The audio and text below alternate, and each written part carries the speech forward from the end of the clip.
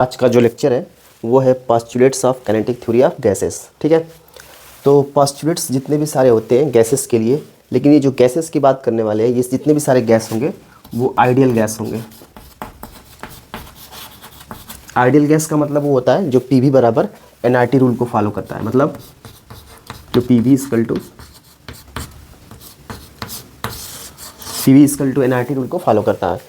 तो स्टार्ट करते हैं आज का लेक्चर जो है postulates of kinetic theory of gases. ऐसे गैसेस जो आइडियल गैस को फॉलो करते हैं, मतलब पीवी बराबर एनआरटी रूल को फॉलो करते हैं।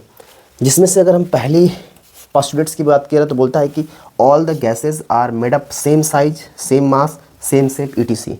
मतलब ये जितने भी सारे आइडियल गैस होते हैं वो सारे के सारे क्या होते हैं, सेम मास के, सेम साइज के और सेम शेप के बने होते हैं।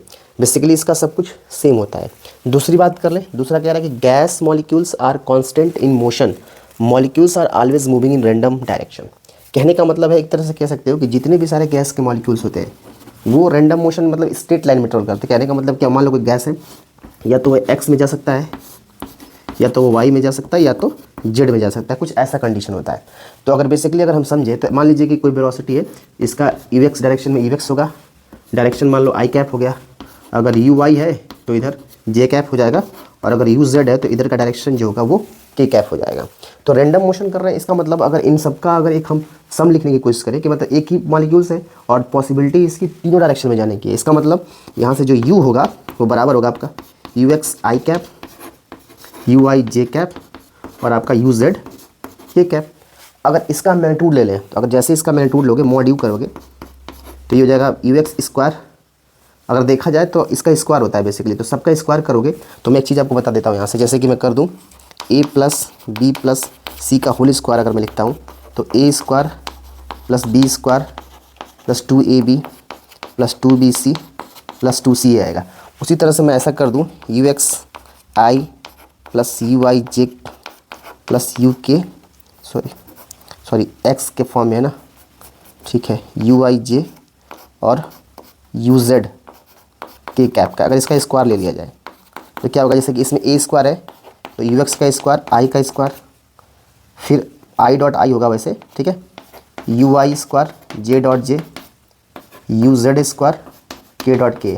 आगे का मैं एक लिख के बाकी नहीं लिखूंगा, क्योंकि जैसे मान लो यहाँ पे लिखा है 2ab, 2ab का मतलब क्या हो जाएगा यहाँ से, 2ab मतलब ए और बी, मतलब 2 यू एक्स यू आई और आई डॉट जे होगा, आई डॉट जे होगा। अब ध्यान से समझो कि जितना आई डॉट आई की वैल्यू होती है 1, जे डॉट जे की वैल्यू भी होती है 1 और के डॉट के की वैल्यू भी होती है 1। तो इन द केस अगर यहाँ देखा जाए तो इस यू एक्स यू आई और यू जेड की वैल्यू 1 हो जाएगी, लेकिन जो आई डॉट जे होगा, फिर आपके पास बी सी है तो बी सी का मतलब हो जाएगा जे डॉट के हो जाएगा, फिर सी है मतलब के डॉट आई, इन सब की वैल्यू 0 होती है, मतलब कि सिर्फ हमें इन्हीं से मतलब है। तो इसका मतलब यहाँ से सिर्फ जो बचेगा you X square plus U I square और प्लस यू जेड स्क्वायर।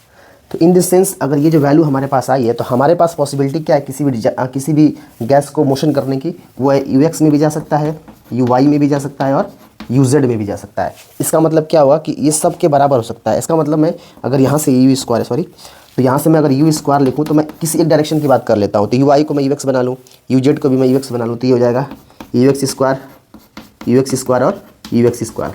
तो यहाँ से अगर इसको देखा जाए तो यू स्क्वायर इक्वल टू हो जाएगा 3 यू एक्स स्क्वायर। अब ये इसको यहाँ से अगर मैं लिखूँ तो यू एक्स स्क्वायर की वैल्यू आ जाएगी 1/3 यू स्क्वायर। तो ये इंपॉर्टेंट है, ये आगे चल के गैस इक्वेशन सॉल्व करने में मदद करेगी। फिर से मैं समझा दे रहा हूँ कि जो गैस के मॉलिक्यूल्स होते हैं वो कांस्टेंट मोशन करते हैं, molecules are always moving in a random direction, random direction में ट्रेवल करते हैं। इसका मतलब हमेशा स्ट्रेट लाइन की एक तरह से मान के चलो। तो जैसे मान लो मैंने बोला कि गैस का मॉलिक्यूल एक्स में भी जा सकता है, वाई में भी जा सकता है और जेड में भी जा सकता है।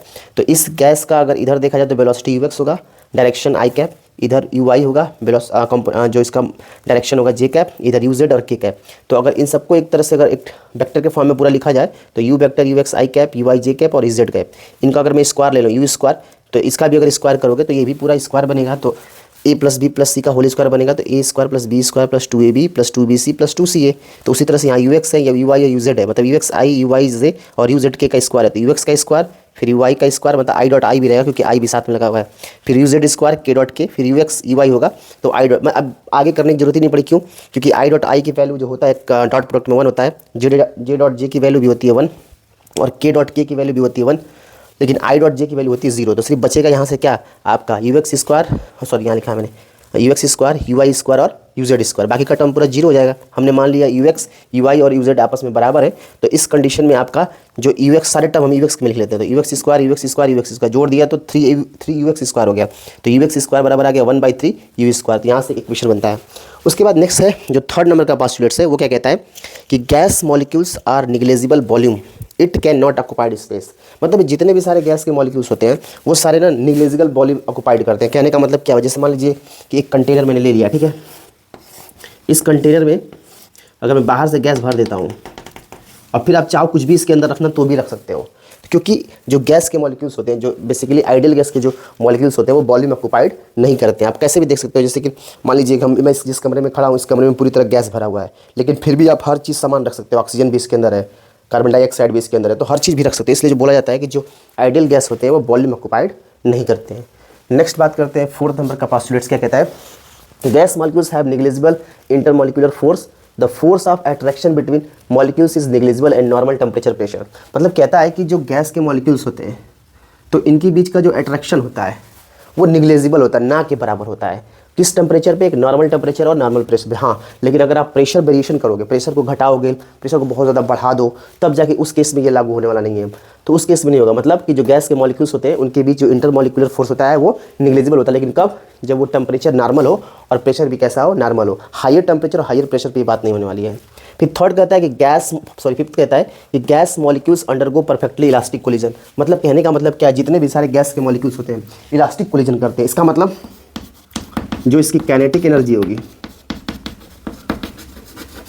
काइनेटिक एनर्जी और इसका जो मोमेंटम होगा, काइनेटिक एनर्जी और मोमेंटम, ये दोनों आपके क्या हो जाएंगे, कांस्टेंट हो जाएंगे। ठीक है, कभी भी कोई चीज़ अगर इलास्टिक कोलिजन कर रहा है तो इसका मतलब उसके एनर्जी में कोई लॉस होने वाला नहीं है। लॉस अगर एनर्जी में नहीं होगा, उसकी काइनेटिक एनर्जी और उसका मोमेंटम दोनों क्या हो जाएगा, कांस्टेंट हो जाएगा। ठीक है, ये दोनों क्या है आपके, कांस्टेंट है। 6 नंबर आ रहा है कि gas molecules obeys Newton's law motion, gas molecules move in straight line unless disturb by the collision. मतलब कहता है कि गैस के मॉलिक्यूल्स, अगर न्यूटन्स के फर्स्ट लॉ के अकॉर्डिंग अगर देखा जाए, न्यूटन्स कहता है कि कोई पार्टिकल अगर रेस्ट में तो रेस्ट में रहेगी, अगर मोशन कर रही है तो मोशन कर रही है, जब तक बाहर से कोई एक्सटर्नल फोर्स उसके ऊपर ना लगा जाए। वैसा वैसे भी गैस के मॉलिक्यूल्स भी वैसा ही है। बोलता है कि gas molecules obeys Newton's law of motion, gas molecules move in straight line unless disturbed by the collision. मतलब गैस के मॉलिक्यूल्स हमेशा स्ट्रेट लाइन में रैंडम ट्रेवल करते रहते हैं, पर कोई अगर और जब कब तक बोला है, कब तक, unless disturb by a collision, जब तक कि कोई कोलिजन की वजह से इनमें डिस्टर्बेंस ना क्रिएट हो जाए, तब तक वो क्या करते रहते हैं, स्ट्रेट लाइन में ट्रेवल करते हैं। तो वही न्यूटन का फर्स्ट लॉ भी है। तो इसलिए बोला जाता है कि जितने भी गैस के मॉलिक्यूल्स होते हैं वो न्यूटन्स के लॉ को भी क्या करते हैं, फॉलो करते हैं। फिर बोलता है कि the effect of gravity on the motion of a gas is negligible.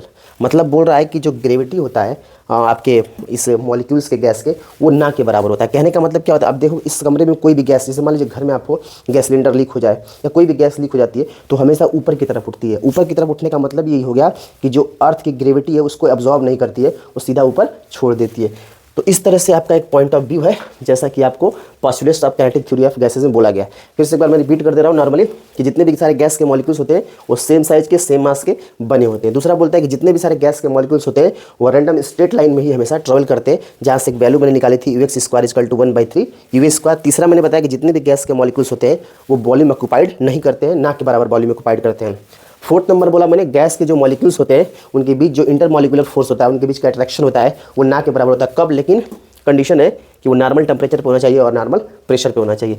पांचवा बोलता है कि जितने भी सारे गैस के मॉलिक्यूल्स हैं वो परफेक्ट इलास्टिक कोलिजन करते हैं, जिसकी वजह से काइनेटिक एनर्जी और उनका मोमेंटम क्या होता है, हमेशा कांस्टेंट होता है। 6 नंबर है कि गैस मॉलिक्यूल्स हमेशा न्यूटन्स लॉ को फॉलो करते हैं, क्योंकि जब गैस के मॉलिक्यूल्स हमेशा ट्रेवल करते रहते हैं बाहर से, जब तक उनके बीच में कोई कोलिजन ना हो, तो उसी तरह से न्यूटन फर्स्ट लॉ भी काम करता है। और 7वां नंबर क्या है, the effect of gravity of the motion of gas is negligible. मतलब कि जो आपके आइडियल गैस होते हैं उनके ऊपर जो इफेक्ट ऑफ ग्रेविटी होती है वो ना के बराबर होती है। हमेशा गैस ऊपर की तरफ ही उठता है, जिसकी उस पर ग्रेविटी का काम नहीं करता है। ठीक है, तो ये आपका लेक्चर रहा। ठीक है, आप इसको देख लीजिए, ये स्क्रीनशॉट ले सकते हो आप।